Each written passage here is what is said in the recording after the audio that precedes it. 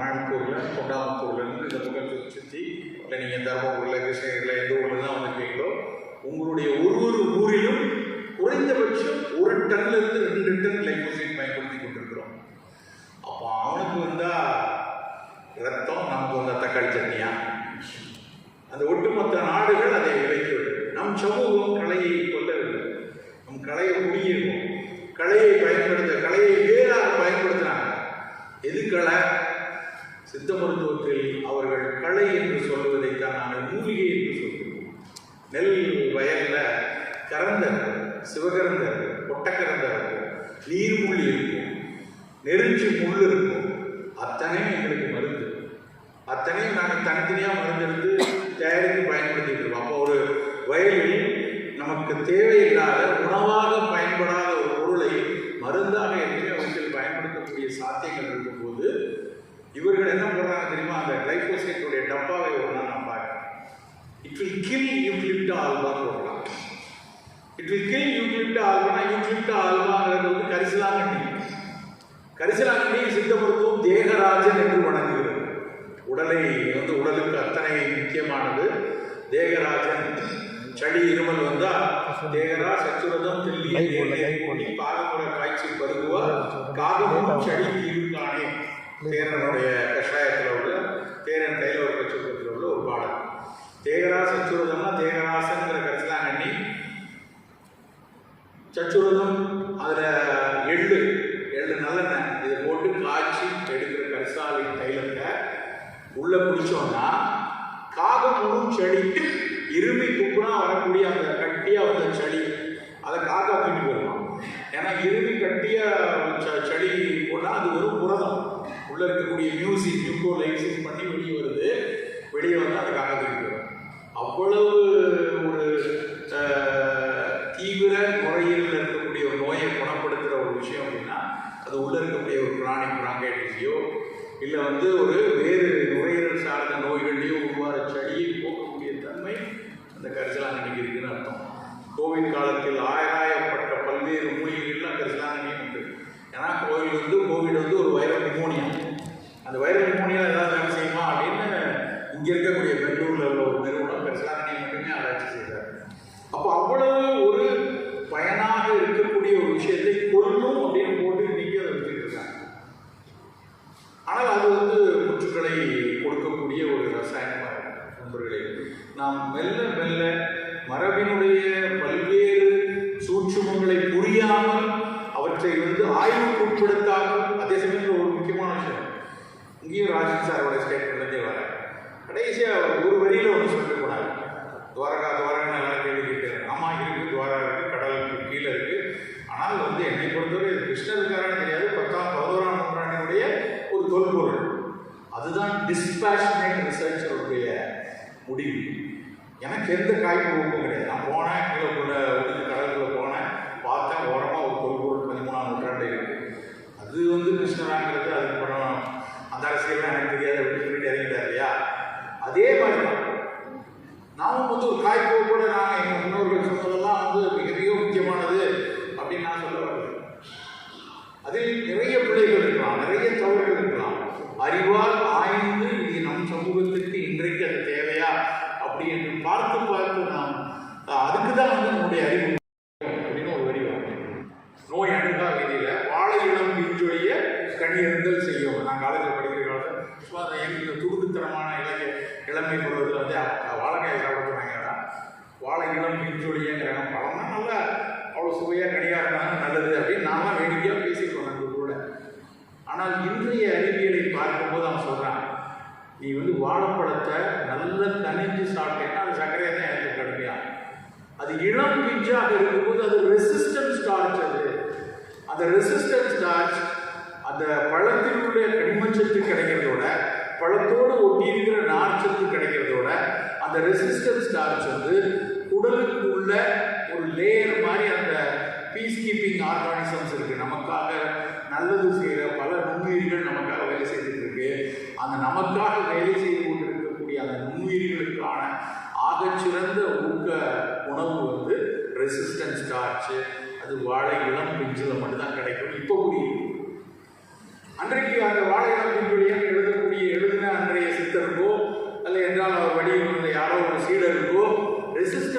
தெரியாது, ஆனால் அனுபவம் தெரியும். இத்தனை வருஷமா இப்படி சாப்பிட்டவங்க நல்லா இருக்காங்க, அப்போ ஏன் நம்ம வந்து இதை வந்து எல்லோரும் சாப்பிடக்கூடாது என்கிறதுனால தான் இப்படியான எழுத்துக்கள் வந்து எப்படி மிகினும் குறையிலும் நோய் செய்யுமோ அதே மாதிரி தான் இந்த மாதிரி ஒரு மிக நுட்பமான சூட்சுமங்கள் கொண்ட ஒரு வரி இருக்கு. நல்ல நீரிழிவை போக்கும் தான் மெல்ல பசியளிக்கும் மணிச்சம்பா. இந்த வரி தான் என் வாழ்க்கையை மாறிச்சு. நல்ல நீரிழிவை போக்கும் தான் மெல்ல பசியளிக்கும் மணிச்சம்பா. நான் கல்லூரியில் படித்தேன். நான் வந்து படித்து முடித்ததுக்கப்புறம் ஒரு பணிக்காக ஒரு இடத்துல விண்ணப்பிக்கும் போது ஒரு பெரிய ஆய்வு நிறுவனம் அவர்கிட்ட நான் சொல்கிறேன், சார் எங்கள் சித்த மருத்துவர் பாட்டில் நல்ல நீரிழிவை போக்கும் தான் மெல்ல பசியளிக்கும் சொல்லியிருக்காங்க. நல்ல மெல்லனா எதுவும் முதல் காரிக்கையோ இல்லை வைரமுத்தோ எழுதுறதில்லை, எதுகை முனைக்காக. மெல்ல பசியளிக்குங்கிற வார்த்தை வந்து ஒரு சஸ்டைன்டாக எனர்ஜி கொடுத்து மேபி அந்த மணிச்சப்பா ஒரு லோ கிளைசிமிக்காக இருக்கலாம் அப்படிங்கிற ஒரு சின்ன தாட் வந்து அவன் நம்ம தேடலாம் சார் அந்த மணிச்சப்பாவை அப்படின்னு தேட ஆரம்பிச்சு. எங்களால் மணிச்சப்பா இது கண்டுபிடிக்க முடியல. ஆனால் அது இந்த தேடலுக்கு பின்னாடி பல நூறு மரபு அரிசிகளை தேடும்போது இந்த பட்டை தீட்டின வெள்ள ஒரு பொன்னி அரிசியோ இல்லைன்னா ஒரு சோனா அரிசியோ அதை விட இந்த பட்டை தீட்டாத கைக்குத்தலாக இருக்கக்கூடிய சிகப்பு கருப்பு நிறத்தில் இருக்கக்கூடிய மாப்பிள்ளை சம்பாவோ கருப்பு கவுனியோ காட்டியானமோ இப்படி அத்தனை அரிசியும் கிளைசமிக் இண்டெக்ஸ் கொஞ்சம் குறைவாக இருக்கு. காரணம் அதில் இருந்த இந்த நிறமை சத்துக்கள், அதில் இருக்கக்கூடிய கொஞ்சம் ரெசிஸ்டன்ஸ் டார்ச், அந்த ப்ராசஸில் அதுக்கப்புறம் போஸ்ட் ஹார்வெஸ்ட் டெக்னாலஜியில் அவர்கள் அன்றைக்கு பார்பாயிலிங் பண்ணுறது புழுங்கல் பண்ணுறதுல ஏற்பட்ட மாற்றங்கள் அதில் கொஞ்சம் அந்த சர்க்கரையை மெல்ல மெல்ல தரக்கூடிய தன்மை. இப்போ எதற்கு நான் இதெல்லாம் சொல்கிறேன் அப்படின்னா, நம் சமூகத்தில் இப்படியான அனுபவங்கள் உணவில் பல்வேறு விஷயங்களை பதிவு செய்து அவை உறங்கி கிடக்கு. நம்ம அதெல்லாம் விலகிட்டு எல்லாமே அந்த நவீனத்தின் பார்வையில் பார்க்கக்கூடிய அந்த அறிவியலில் மட்டும்தான் நான் எடுத்துக்கொள்வேன் போனதனுடைய விடையில் தான் இன்னைக்கு பல சிக்கல்கள் இல்லை. ஒரு பக்கம் அவை நம்மை காப்பாற்றி இருக்கிறது, நவீன அறிவியலும் அது பொதுச்சுகாரம் நம்மை காப்பாற்றி இருக்கிறது. நம்ம வயது கூடுறதுக்கு தொற்று நோய் வராமல் இருக்கலாம் அதுக்காக. ஆனால் அந்த தொற்றாத நோய்கள் வந்து குவித்ததுக்கு இந்த மரபை தூக்கி போட்டுட்டு எல்லாம் அல்ட்ரா ப்ராசஸ்டு ஃபுட்டுக்குள்ள வந்து நவம்பர் 18, 2025 இப்போ 3 மாதத்துக்கு முன்னாடி லான்செட் என்கிற மருத்துவ உலகினுடைய பிதாமக பத்திரிகை, அது வந்து லான்செட்டில் பப்ளிஷ் ஆனால் ஜேர்னலில் நம்பர் 1 ஜேர்னல். எப்படி அறிவியல் நேச்சர் நம்பர் 1 அது மாதிரி மருத்துவத்தில் லான்செட் தான் நம்பர் 1. அந்த லான்செட்டில் இந்த நவம்பர் மாதம் இந்த யூபிஎஃப்னு சொல்லுவாங்க, அல்ட்ரா ப்ராசஸ்டு ஃபுட்டு எந்த அளவுக்கு உடல் நலத்தோடு விளையாடுகிறதுன்னு 5 சீரீஸ் ரிலீஸ் பண்ணியிருக்கோம். அவர் சொன்ன மாதிரி ஒரு ஆர்டிகளுக்கு 117 பேர் ஆர்டிகல் சொன்னார் இல்லையா, ராஜன் சண்டே கொடுத்துருக்காரு. அதே மாதிரி அந்த லான்செட்டில் வந்து அத்தனை ஆர்டிகளுக்கும் 40 பேர் 50 பேர் சேர்த்து பண்ணியிருக்காங்க, 3 ஆர்டிகல். அந்த மாதிரி ஒரு கட்டுரையிலையும் அவர்கள் குறிப்பிடக்கூடிய மிகச் சாதாரணமான நம்முடைய புழங்கக்கூடிய இந்த பன்னாட்டு இந்த மாதிரியான குப்பை உணவுகள் நாம் நினைக்கிறத விட படுமோசமான விளைவுகளை கொடுக்கிறது என்பதை படித்த முடியும். ஒரு 10 நாள் வந்து ஒரு 3 நாளைக்கு முன்னாடி பாண்டிச்சேரியில் ஒரு கடையில் ஒரு வீட்டுக்கு செல்ல போகிறேன். கடையில் வந்து பழங்கள் வாங்க நின்று கொடுக்குறேன். அந்த பழக்கடை முழுக்க பழம் இருக்குது. இந்த பக்கம் வந்து பூரா லேஸ் சிப்ஸ் பாக்கெட் வாங்கிட்டு நான் போய் 5 மாதுளை பழத்தை எடுக்கிறேன், ஆரஞ்சு பழத்தை எடுத்து வைக்கிறேன். அதை நிறுத்தி கொண்டிருக்கிறார்கள். ஒரு 5 மாணவிகள் கடற்கரை ஓடி வந்து ஆளுக்கு ஒரு பாக்கெட் கூடிய விற்கிறாங்க. அதில் ஒரு மாணவி என்னை அடையாளம் கண்டுக்கிட்டான். ஒரு தினம் இந்த மாதிரி அந்த அதை நீங்கள் சொல்லிட்டு இருக்காரு அப்படின்னு சொல்லி அடையாளம் கண்டுபிடிச்சிட்டு எல்லாமே விற்கிறாரு என்னை காமிச்சிட்டு நான் ரொம்ப கேஷுவலாக அவளை பார்க்காத மாதிரி இந்த பக்கம் நின்றுக்கிறேன். அதுக்கப்புறம் அந்த பிள்ளைய வந்து சார் சும்மாலாம் சார் எப்போ சாப்பிட மாட்டோம் அப்படின்னு அவங்களாம் ஒரு டைம் வந்து ஆஜராகிறாங்க. அப்புறம் நான் சொல்கிறேன், ஏமா இதை எடுக்கிறீங்க, நீங்கள் ஏதோ ஒரு சாதனை சாப்பிடணும்னா எத்தனை இருக்கீங்க, இதில் ஏதாவது எடுக்கலாமே, இல்லை நான் எடுத்துகிட்டு போகணும், நான் காலேஜ் ஸ்கூலுக்கு எடுத்துகிட்டு போகணும், +1 +2 படிக்கிற மாதிரி தெரியுது, அதை வந்து எடுத்துகிட்டு போகிறோம்னு சொல்லி ஆளுக்கு ஒரு பாக்கெட்டை டக்குன்னு தெளிச்சுட்டு படக்குன்னு 50 ரூபாய் கொடுத்து 5 பாக்கெட் எடுத்து 5 நிமிஷத்தில் வெளியே போயிட்டு பார்ப்பதற்கு என்ன ஒரு நாள் இன்றைக்கி சாப்பிட்டா என்னன்னு தோணும். ஆனால் நம்ம வீட்டில் ஒரு உருளைக்கிழங்கு அம்மா வந்து ஒரு வேளை வந்து தேங்காய் பொரிச்சு கொடுத்தாலோ இல்லை நேந்திரங்காய் வீட்டில் பொரிச்சு கொடுக்குறதுக்கும் அந்த பாக்கெட்டில் இருக்கக்கூடிய அந்த அல்ட்ரா ப்ராசஸ் சிப்ஸுக்கும் ஏராளமான வேறுபாடு. அதனுடைய எக்ஸ்ட்ரூஷனில் அதில் கொடுக்கக்கூடிய ஹீட்டில் அதில் அந்த ப்ராசஸ் இன்னும் சொல்ல போனால் அந்த பாக்கெட்டுக்குள்ள இருக்கக்கூடிய உருளை கூட, இந்த உருளைக்கிழங்கு கூட அந்த நிறுவனத்தினுடைய எக்ஸாக்ட் வடிவமைப்பில் GMP இன்ஜினியரிங்ல எப்படி good manufacturing practice and good agriculture practice சொல்றாங்களோ அந்த குறிப்பிட்ட ரகத்தில் அவர்கள் உருளை கொடுத்தால் தான் அந்த நிறுவனம் வாங்கும்.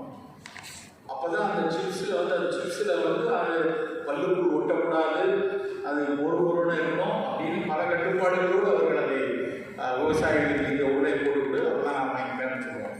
அந்த மாதிரி அந்த உருளை வருவதற்கு அது எவ்வளோ தூரம் ஹைப்ரிடைஸ்டு அது எல்லாமே இன்றைய அறிஞர் சொல்கிறாங்க. அந்த லான்சன் சொல்லி அந்த அல்ட்ரா ப்ராசஸ் ஃபுட்டை பார்க்கும்போது அது சாதாரண சர்க்கரையிலிருந்து புற்று உறவைக்கு வருவதற்கான அத்தனை சாத்தியங்களையும் அந்த UPF உணவுகள் கொடுக்கிறது என்பது அந்த கட்டுரையில் தெரியும். நண்பர்கள், நம் கல்லூரியில் நீங்கள் எல்லோரும் ஆசிரியர்கள், நீங்கள் தினம் தினம் மாணவர்களோடு புழங்கி கொண்டிருப்பவர்கள், நீங்கள் அவசியம் மாணவர்களிடம் பேச வேண்டிய விஷயங்களில் ஒன்று உணவு. அவர்களிடம் நண்பர்களாக நீங்கள் போய் பிரீச்சிங்க அதை செய்யாதுன்னு யாரும் கேட்கப்படல. அவர்களிடம் நண்பர்களாக பழகும்போது இந்த உணவுகள் எந்த அளவுக்கு சிக்கல்களை வருங்காலத்தில் அவர்களுக்கு கொடுக்கும். பெண் குழந்தைகள் இருக்காங்க, இன்னைக்கு பார்க்க ஒரு PCOD பிரச்சனை போயிட்டே வேண்டியது என்ன சரியாக போயிடும் அப்படின்னு நினச்சி சாதாரணமாக போகலாம். ஆனால் அந்த PCOD பின்னால் அவங்களுக்கு கருத்தரிப்புக்கு தாமதத்தையோ, அதுக்கப்புறம் அவர்களுக்கு PCOD ஒரு டயபெட்டிக்கு முந்தைய நிலை என்று கூட இன்றைய அறிவியல் சொல்லியிருக்கு. இன்சுலின் ரெசிஸ்டன்ஸ்னால தான் வருது. பின்னாலே அந்த குழந்தை பேர் வரும்போது ஒரு ஜெஸ்டேஷனல் டயபெட்டிக் வந்தால் எவ்வளோ சிக்கல் வரும். இப்படி ஒன்னொன்றுக்குள்ளேயா போகக்கூடிய ஒரு சூழல் வருகிறது என்றதுனால ஆசிரியர்களாக நீங்கள் வந்து அந்த மாணவர்களிடம் உணவு குறித்தும் உரையாடி கொண்டே நிறைய சிக்கல்களை இளம் வயது எதிர்நோக்குகிறது என்பதுதான் மருத்துவ உலகம் சொல்லிக்கொண்டே இருக்கிற விஷயம். கடைசியாக ஒரு விஷயம் மட்டும் நான் சொல்லிட்டு விடைபெறலாம் நினைக்கிறேன். வேர்ல்டு NCD காங்கிரஸ் ஒன்று நடந்துச்சு, 2.5 ஆண்டுகள் ஆச்சு. டொரண்டோவில் நடந்தது. நானும் ஆயுஷாக்காக பேச போயிருக்கேன். அங்கே அவர்கள் சொன்ன விஷயம் ஒன்று தான். உலகம் முழுக்க சக்கரை கூடுது, ரத்த கொதிப்பு கூடுது, புற்றுநோய் கூடுது, எல்லா இடத்தையும் கூடிட்டு இதை கட்டுப்படுத்த வேண்டும் என்றால் அந்த அம்மா பேராசிரியர் அவங்க தான் வந்து வேர்ல்டு NCD காங்கிரஸினுடைய லீடர். லாஸ்ட் லெக்சர் அவங்க பேசுகிறாங்க. அந்த லாஸ்ட் லெக்சரோட லாஸ்ட் ஸ்லைடு வந்து அவங்க சொன்னது கேட்ச் தம் யங். சிறு வயதிலேயே அவர்களுக்கு வந்து இனிப்பு வேண்டாம், உப்பு வேண்டாம் பழக்கங்கள். அங்கே நிறைய மந்திரிகள் வந்திருக்காங்க, நிறைய பாலிசி மேக்கர்ஸ் இருக்காங்க, நிறைய சயின்டிஸ்ட் இருக்காங்க. எல்லாரிடம் அவர்கள் சொல்றது கல்லூரி காலத்திலேயே இனிப்பின் மீது வந்து ஒரு வெறுப்பை கொண்டு வரும். ஸ்வீட் எடு கொண்டாடு வேண்டாம், ஸ்வீட் எடு திண்டாடு தான். கசப்பொழு கழிப்பொழு அப்படின்னு சொல்லலாம். கசப்பு இந்த நோயை கொடுக்கறது இல்லை. கசப்பு பல்வேறு மருத்துவ குணங்களை கொண்டது. அப்படி வந்து 6 சுவைகளுக்கு இனிப்பையும் உப்பையும் குறைத்து கசப்பையும் துவர்ப்பையும் கூட்ட வேண்டும். நம்முடைய மரபு வந்து அறுசுவை அடிப்படையில் தான் அத்தனையும் சொல்லியிருக்கிறது. அந்த அறுசுவை அடிப்படையில் எல்லா சுவையும் வேணும் தான். ஆனால் இனிப்பு அப்படின்னா அவர்கள் சொன்னது ஜாக்கிரதை இல்லை. இனிப்புன்னா பழம். அதைத்தான் ஆச்சார கோவையில் வந்து தலை திப்புன்னா முதலில் இனிப்பு சாப்பிட்டா முதல்ல பழங்கள் சாப்பிடணும். மேகதிகார மாதிரி வந்து டெசர்ட் அப்படின்னு நல்லா கட்டிட்டு கடைசியாக போய் பழம் சாப்பிட்டா சக்கரை தான் ஏறும். ஸோ அப்போ தலை தித்திப்பு அப்படின்னு சொன்னது முதல்ல இனிப்பு. அந்த இனிப்பு சுவையுள்ள பழங்கள். கடை கைப்புன்னா கடைசியாக நீங்கள் முடிக்கிறது கசப்பு தான் உள்ள முழுக்க கடைசியில் நிற்கணும் உத்தரைக்கணுங்கிறதுக்காக சொல்லிட்டு தலை தித்திப்பு கடை கைப்பு. அப்படி அறுசுவை உள்ள உணவுல இனிப்பு பதார்த்தங்களை ரொம்ப குறைக்கணும். உப்பை ரொம்ப குறைத்துக் கொள்ளும். கசப்பையும் தோற்பையும் கொடுக்கும். புளி காரம் மிதமாக. இந்த அல்ட்ரா ப்ராசஸ் ஃபுட்டுக்குள்ள இளம் பருவத்தில் அவர்கள் படுவேகமாக நுழைவதினால் கண்டிப்பாக அதை மறுத்துத்தான். எல்லாவற்றிற்கும் மேலாக இன்றைக்கு தலைவிரித்து ஆடிக்கொண்டிருக்கக்கூடிய சக்கரை கூடுது, ரத்த கொதிப்பு கூடுது, புற்றுநோய் கூடுது, எல்லாருக்கும் தெரிஞ்ச விஷயம் தான். அதெல்லாம் கூட இளம் வயதில் மது அருந்துதல் தலைவிரித்து ஆடிக்கொண்டு ஒவ்வொரு முறை இந்த இன்ஸ்டாகிராம் எல்லாம் செய்திகளை பார்க்கும்போது அவ்வளவு வேதனையாக இருக்கும். யாரோ ஒருத்தர் எடுத்து போடுறாங்க, அந்த பிள்ளைங்க ஸ்கூல் பிள்ளைங்க யூனிஃபார்ம் போட்டு இப்படி மது இருக்கிறாங்க. எவ்வளவு வேதனையாக இருக்கிறது படிக்கும்போது. அந்த தகப்பனுக்கும் தாய்க்கும் எவ்வளோ வேதனையாக இருக்குது. அந்த பள்ளியினுடைய தலைமை ஆசிரியருக்கு எவ்வளோ வேதனை இருக்குது. யாரோ எடுத்து யாரோ போட்டாங்க, நல்லா சிரிக்கிறாங்க, எல்லாரும் ஃபாலோ பண்ணி ஜோக் அடிச்சுட்டு கமெண்ட் போட்டுட்டு ஒருத்தர் கிட்ட சொல்லிட்டு போகிறாங்க. ஆனால் மது எவ்வளவு பெரிய சிக்கலை உருவாக்கி கொண்டிருக்கிறது. எபிஜெனடிக் டேமேஜ் அப்படின்னு சொல்லக்கூடிய மரபு ரீதியாக நோய் வர வேண்டாம், உன் மரபணுவை இடையில் குறுக்கே புகுந்து அடிக்கக்கூடிய ஒரு விஷயம். அப்படி ஒரு விஷயத்தை நம்ம வந்து ஆறாம் இருக்க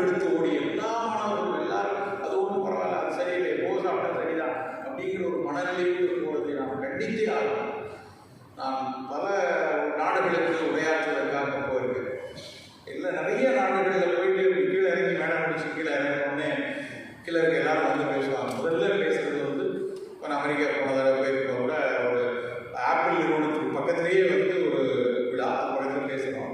இறங்கி கீழே வந்து எல்லாரும் சார் நீங்கள் எந்த ஊர் கேட்குறாங்க. சில வடநாட்டவர்களும் இருக்காங்க. வடநாட்டில் இருந்து மாநிலத்திலிருந்து வர்றவர்கள் நீங்கள் எந்த ஊருன்னு கேட்டால் 3 ஊர் தான். டெல்லி, பாம்பே, பூனா. யாரை கேட்டாலும் ஒரு 200 பேர் இருப்பாங்க.